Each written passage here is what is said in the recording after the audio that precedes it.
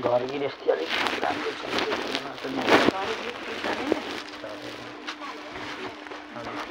खटमल भइरहेको छ अलिक तनाव भइरहेको छ के हो नाम तपाईँको? नाम धनबहादुर।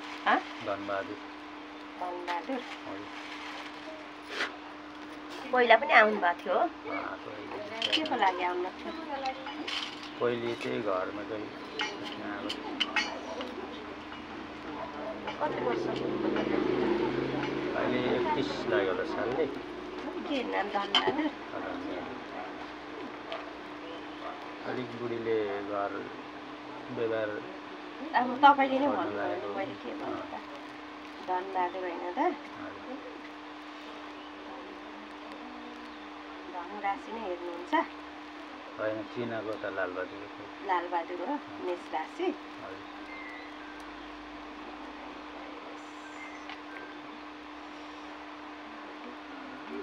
कति वर्ष हुनुभयो अरे?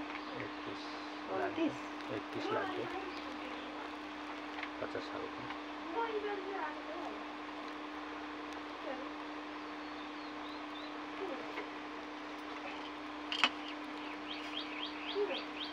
के काम गर्नुहुन्छ?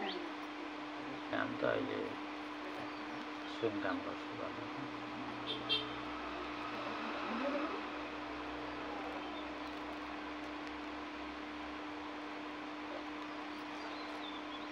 तपाईँको 28 वर्षदेखि नै दशा चलेको छ हो?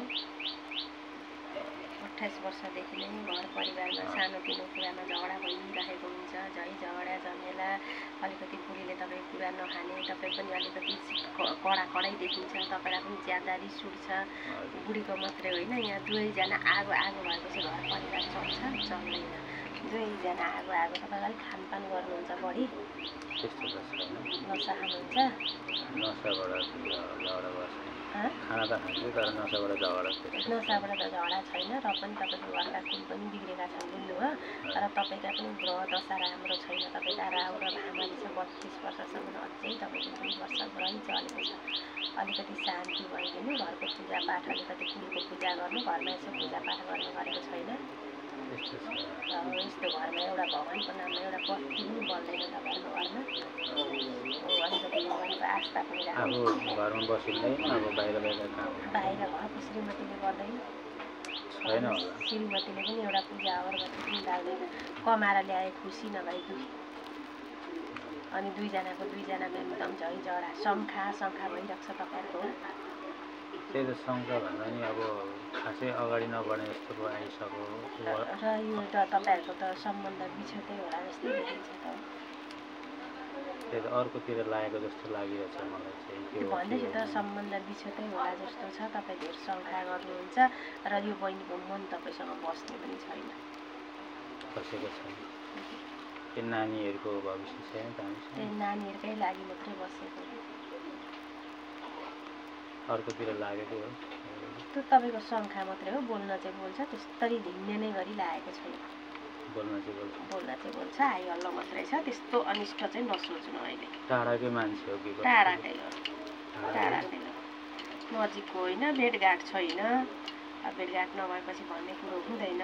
जे देख्यो त्यही बताइदिनुपर्छ। अलिकति आफूले पनि टाइम दिनु पर्यो, अलिकति आफूले पनि मिठो बोल्नु पर्यो। तपाईँलाई पनि धेर शङ्का नगर्नु। होइन शङ्का गर्ने धेरै ठाउँ राखिदिएर अनि शङ्का गर्ने चाहिँ उसको धेरै ठाउँ नै छ, धेरै नै ठाउँ छ। अब बोल्न पनि एकजनासँग छैन। उसको वर्षकै घरबार बिग्रेला नै जस्तो छ है भाइ।